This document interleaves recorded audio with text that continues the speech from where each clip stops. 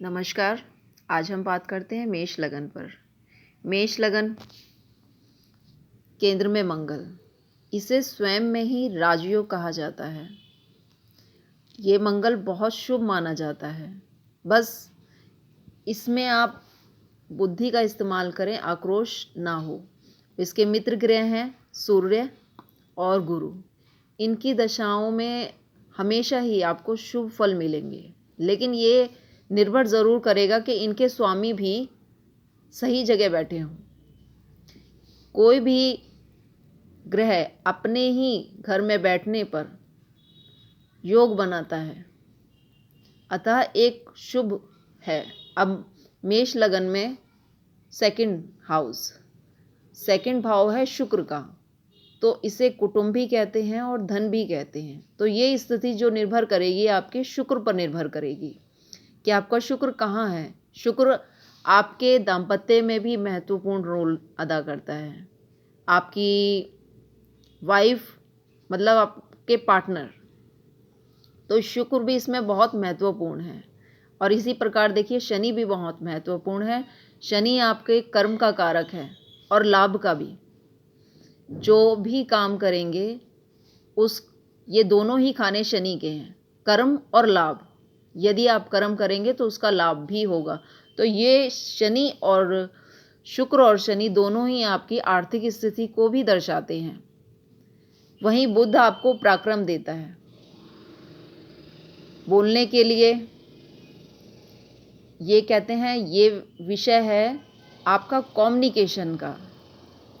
इसके द्वारा हम अपने, और ये दोनों भाव आमने सामने वाले, ये हमारे मित्र हैं कार्य क्षेत्र के, जो हमें समय समय पर राय भी देते हैं और मोटिवेट भी करते हैं। यदि ये अच्छे हैं तो आपको लाभ मिलेगा। ये हमारे रिश्तेदार भी होते हैं, पड़ोसी भी होते हैं, क्योंकि इन्हीं के द्वारा हमको काफ़ी मोटिवेशन भी मिलता है, जिससे कि हम अपने आप उत्साह ले पाते हैं। अपने काम को करने के लिए ये एनर्जी देते हैं एक तरह से। तो ये भी बहुत महत्वपूर्ण है। जैसे कि मैंने पहले भी कहा है कि 12 खाने हैं और 12 ही राशि हैं। सबका कंट्रीब्यूशन मिलकर ही हमारे को मिलेगा, तो खराब किसी को नहीं कह सकते। ये है इनकी शुभता बनी रहे, इस चीज़ का हमें हमेशा ध्यान रखना है। अब यहाँ हम देखते हैं चंद्रमा। मंगल और चंद्रमा दोनों आपस में मित्र हैं, और यदि दोनों एक साथ बैठते हैं तो भी योग बनाते हैं। सूर्य शिक्षा, सम्मान, संतान, ये सब देखते हैं। बुध, जैसा कि मैंने आपको कहा, बुध भी अगर हमारा शुभ है,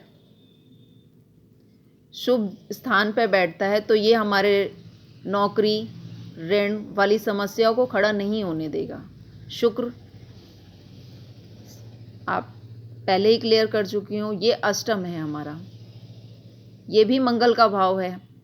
ये हमारा गुरु है, जिससे हमारे धर्म कर्म से संबंधित यात्राएं, तीर्थ, इस सब से संबंधित है। और शनि का मैंने आपको पहले ही बता दिया।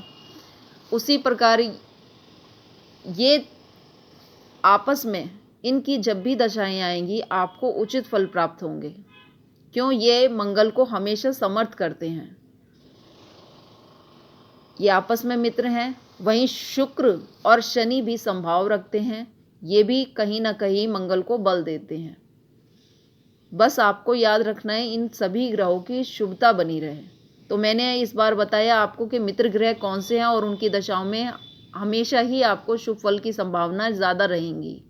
बस इन, जैसे 9th हाउस का भाग्येश यानी गुरु जहाँ भी बैठता है उससे संबंधित, यदि माता के घर में बैठता है, 4th हाउस में बैठता है, तो आपकी माता आपके जीवन में बहुत ही मार्गदर्शक का काम भी करेंगी, आपको सक्सेस की तरफ अग्रसर करेंगी।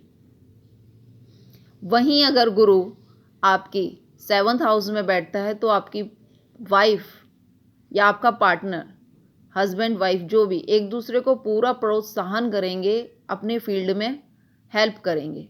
तो मतलब भाग्य उदय का कारण, या फिर ये भी कह सकते हैं कि शादी के उपरांत आपका भाग्य उदय होने की संभावना बढ़ जाएगी। भाग्य जहाँ बैठेगा उसके द्वारा आपका भाग्य उदय के मार्ग खोलता है। तो अभी के लिए इतना ही। नमस्कार।